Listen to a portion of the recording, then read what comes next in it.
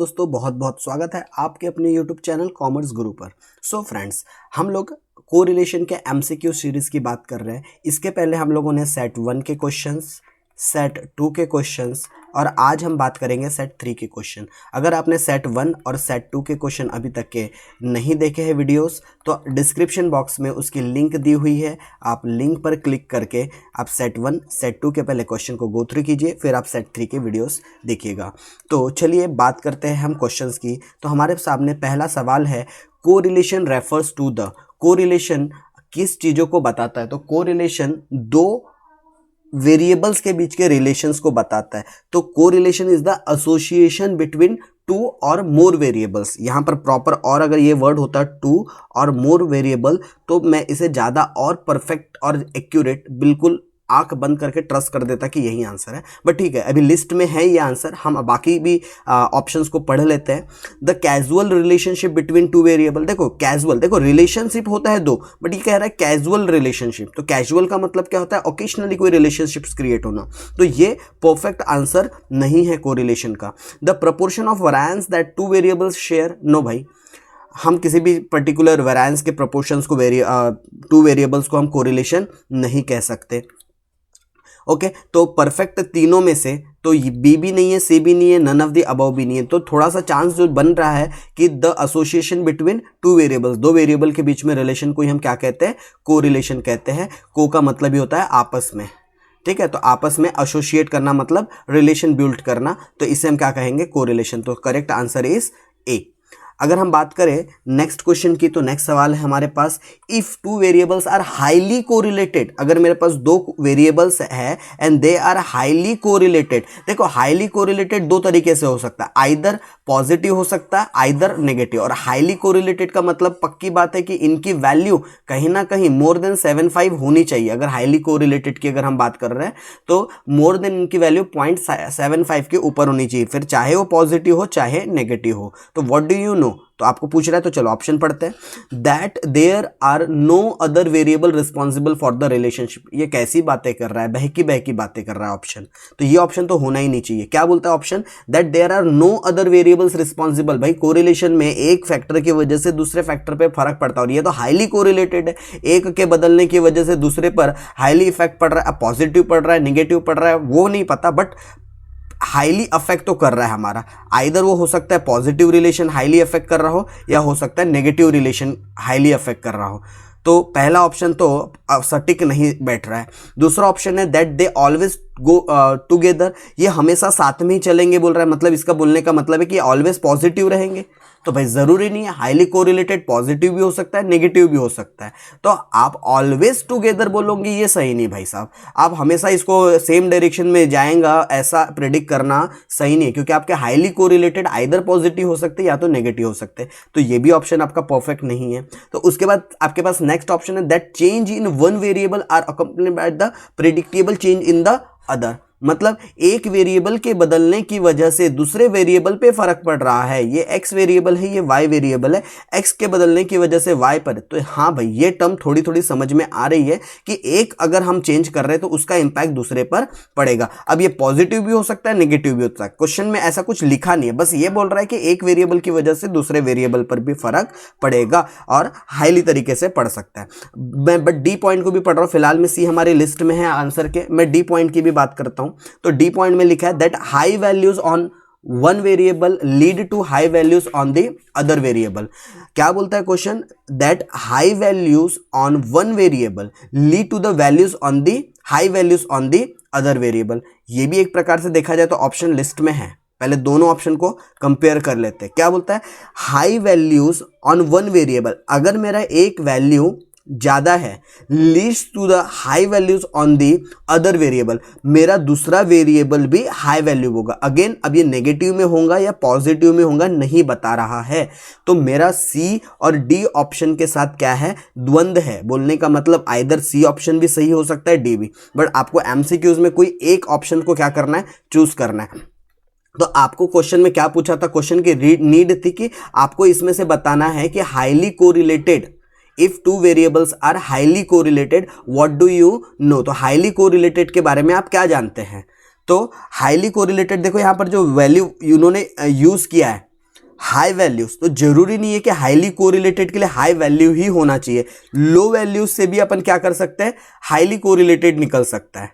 ठीक है, क्या निकल सकता है, बट वो नेगेटिव में निकलेगा, तो जरूरी नहीं कि हाई वैल्यूज ही आए। तो इन्होंने जो हाई वैल्यूज बोल दिया ना, यहां से थोड़ा सा आंसर डगमगा गया।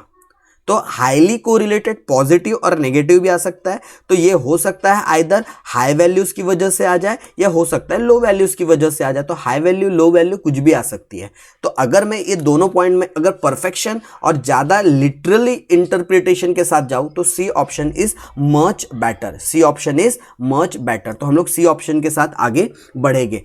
उसके बाद हमारे पास नेक्स्ट सवाल है, if paired score occupy the same position with in their own distribution, high with high and low with low. Obvious ये कैसी बात कर रहा है कि मेरे पास दो वेरिएबल है और वो वेरिएबल्स हाई के साथ हाई एंड लो के साथ लो, इस तरीके का क्या है उनके में रिलेशन है। तो ये रिलेशन किस चीज को डिनोट कर रहा है, तो ऑब्वियस है सेम डायरेक्शन में चीजें चल रही है, पॉजिटिव कोरिलेशन को डिनोट कर रहा है।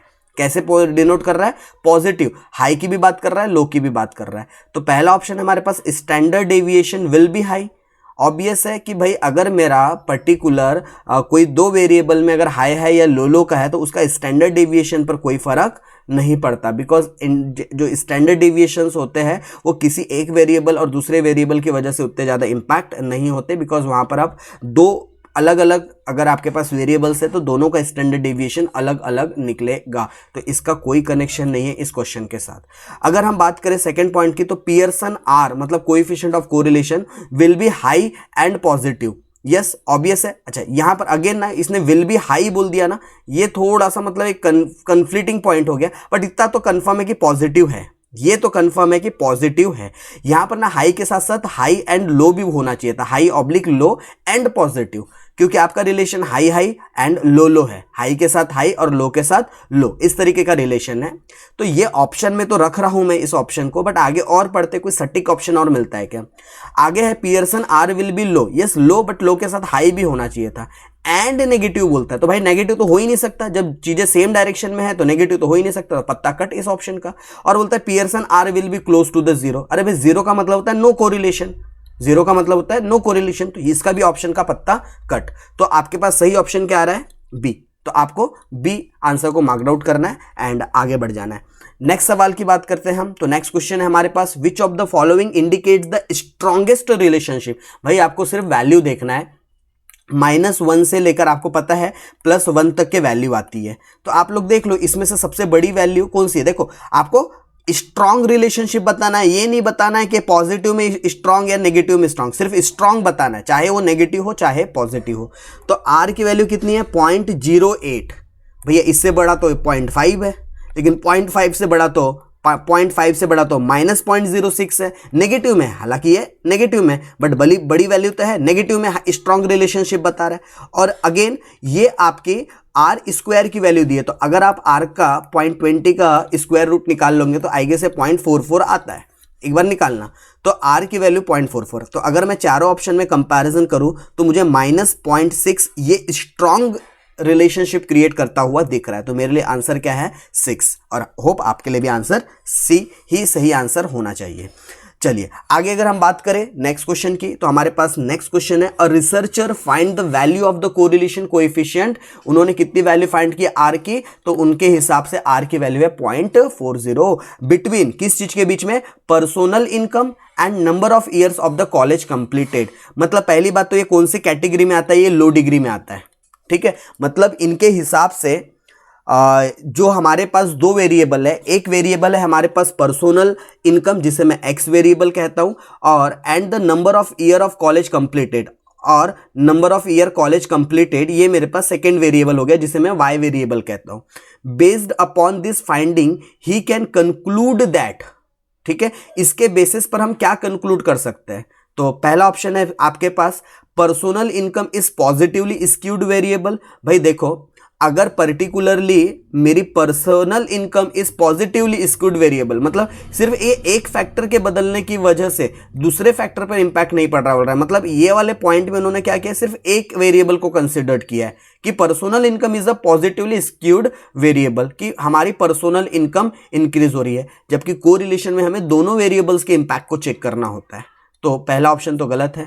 दूसरा ऑप्शन है हमारे पास, more year of education are associate with the higher income, मतलब जितना ज़्यादा समय हम एजुकेशन में देंगे, जितने ज़्यादा टाइम हम एजुकेशन में स्पेंड करेंगे with associate with the higher income, मतलब उतनी ही हमारी क्या होंगी, हायर इनकम होंगी। बोलेंगे क्या बोल रहे हैं कि जितना ही ज़्यादा समय आप कॉलेज में स्पेंड करोगे उतनी ही ज़्यादा आपकी इनकम क्या होंगी, स्पेंड होगी। अब यहाँ पर एक कॉलेज में जो स्पेंड करने वाला टाइम है, जो कंप्लीटेड ईयर्स की जो बात कर रहा है, किस सेंस में कर रहा है वो तो नहीं पता, क्योंकि क्लैरिफिकेशन नहीं है क्वेश्चन में। तो हम क्योंकि अर्निंग से रिलेटेड कोरिलेशन निकालना है, तो हम अज्यूम्ड ये कर रहे हैं कि ये जो नंबर ऑफ ईयर कंप्लीटेड की बात कर रहा है, ये सर्विसेज की बात कर रहा होगा, कि आपने कॉलेजेस में number of year services completed की बात कर रहा होगा। ये हमारा अजम्पशन है, हम अजम्पशन बेस पर काम कर रहे हैं यहाँ पर। तो हम जितना ज़्यादा समय स्पेंड करेंगे कॉलेज के अंदर, उतनी ज़्यादा हमारी हायर इनकम के चांसेस है, उसके साथ इसका रिलेशन है। तो कहीं ना कहीं ये दो वेरिएबल्स के बीच के रिलेशन को बता रहा है। इसको अभी ऑप्शन में मैं रखूंगा, सी ऑप्शन तो बिल्कुल नन है, कट कर दो। फिर बोलता है a person who attended 4 years of the college, एक पर्सन जिसने 4 साल कॉलेज अटेंड किया, will have an annual income 40,000। भाई आप कैसे किसी के फिक्स्ड अमाउंट को डिटरमाइन कर सकते हो? कोरिलेशन किसी के फिक्स्ड अमाउंट को ऐसे एवं डिटरमाइन नहीं करता।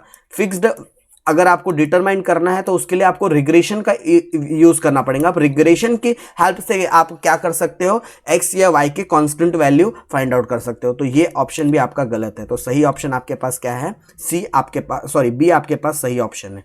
अगर हम आगे बात करें नेक्स्ट क्वेश्चन की, तो विच ऑफ द फॉलोइंग में have an adverse effect on such correlation coefficient. तो एडवर्स का मतलब ही क्या होता है, नेगेटिव। एडवर्स का मतलब ही क्या होता है, negative correlation. Which of the following, तो इनमें से आपको बताना है कि कौन सा केस ऐसा है जो आपको एडवर्स इफेक्ट बता रहा है। अच्छा, एडवर्स इफेक्ट का मतलब होता है नेगेटिव, मतलब इसकी वजह से, मतलब उस आपको यहां से ऑप्शन ये चूज करना है कि ऐसी कौन सी एक्टिविटी है जिसकी वजह से नेगेटिव कोरिलेशन आ सकता है, चांसेस है नेगेटिव कोरिलेशन आने के, कौन से ऐसे फैक्टर है इसमें से।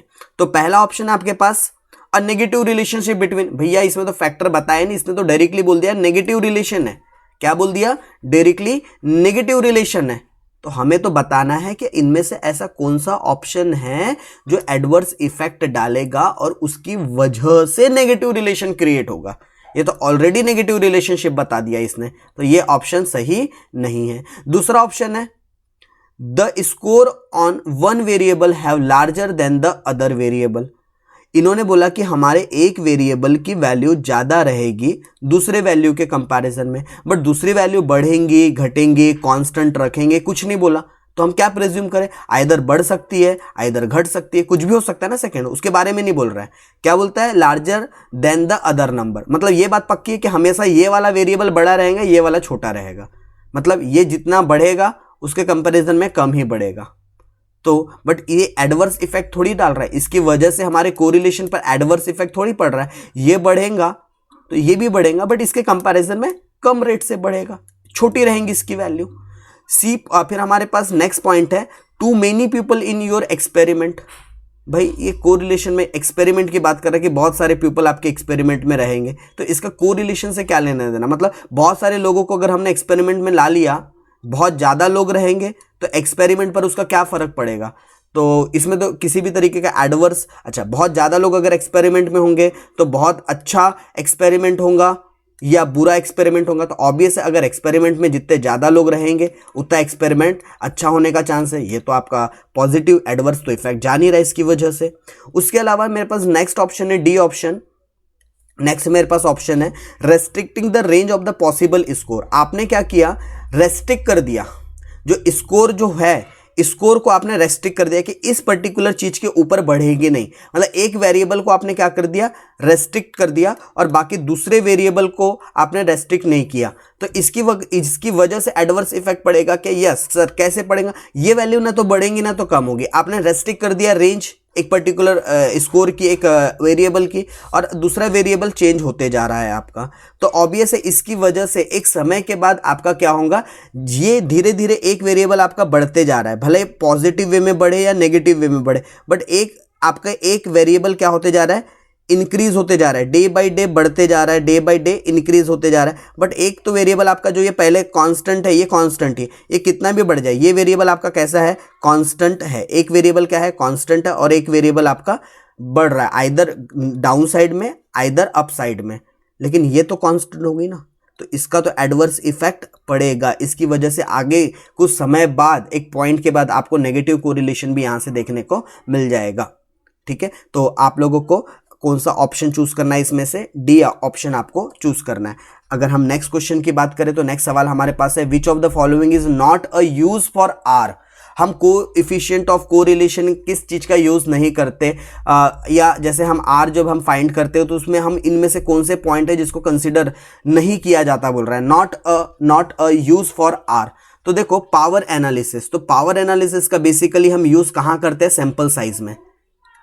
आर का पावर एनालिसिस का इस्तेमाल कहां पे किया जाता है, सैंपल साइज में। किस चीज को डिटेक्ट करने के लिए, जो भी हमारे पर्टिकुलर साइजेस है उसको आइडेंटिफाई करने के लिए हम पावर एनालिसिस का इस्तेमाल करते हैं। रिलायबिलिटी, यस आर में हम रिलायबल कितना है, क्योंकि हमारे पास जो दो वेरिएबल्स है आपस में कितने मतलब कनेक्टेड है ये देखना है, उनकी रिलायबिलिटी चेक करना है, उनकी वैलिडिटी चेक करना है, आपस में कितना रिलेशन है ये चेक करना है। ये हमारे आर के लिए यूजफुल एलिमेंट और फैक्टर्स होते हैं, बट पावर एनालिसिस हमारे लिए यूजफुल फैक्टर नहीं होता। तो सही आंसर क्या होना चाहिए आपका, power analysis is your correct answer.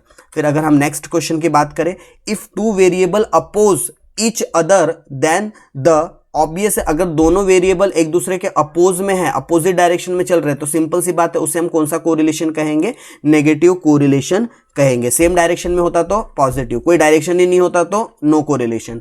फिर आगे क्वेश्चन है आपके पास, a perfect negative correlation is signified by, आपका परफेक्ट नेगेटिव कोरिलेशन, ये बात हम पहले भी कर चुके हैं, -1 आएगा इसका आंसर।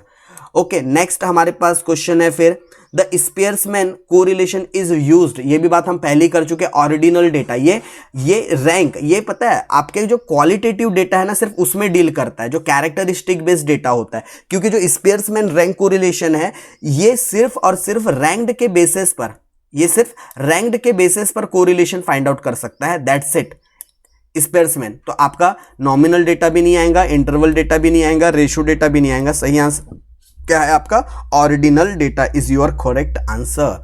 सो ये था आपका सेट 3 के बारे में। अगले पार्ट में बात करेंगे हम सेट 4 के ऊपर। इस वीडियो में इतना ही, धन्यवाद। और चैनल को सब्सक्राइब कीजिए, घंटे को दबाइए ताकि सबसे पहले नोटिफिकेशन आप तक आ सके। बाय बाय दोस्तों।